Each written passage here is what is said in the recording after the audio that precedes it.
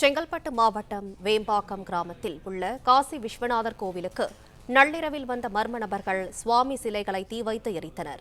கோவிலில் பணம் இல்லாததால் கொள்ளையர்கள் தீ வைத்து எரித்ததாக கூறப்படுவது தொடர்பாக போலீசார் விசாரணை செய்து வருகின்றனர். இதுகுறித்த மேலும் விவரங்களை செய்தியாளர் அற்புதராஜ் வழங்க கேட்கலாம். அற்புதராஜ், வணக்கம். விவரங்களை சொல்லுங்க.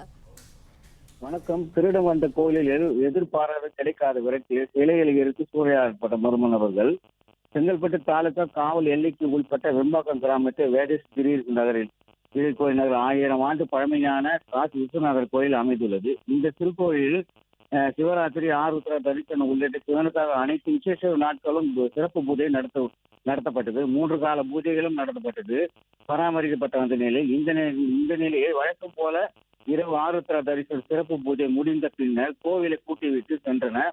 வழக்கம் போல அதிகாலை கோயிலில் திறந்து வந்து பார்த்தபோது உடைக்கப்பட்ட கோயிலில் உள்ள சிலை. பிளே ஸ்டோர் மற்றும் ஆப் ஸ்டோரில் இருந்து பாலிமர் செயலியை QR கோடு மூலம் பதிவிறக்கம் செய்யுங்கள். செய்திகளை உடனுக்குடன் பெறுங்கள்.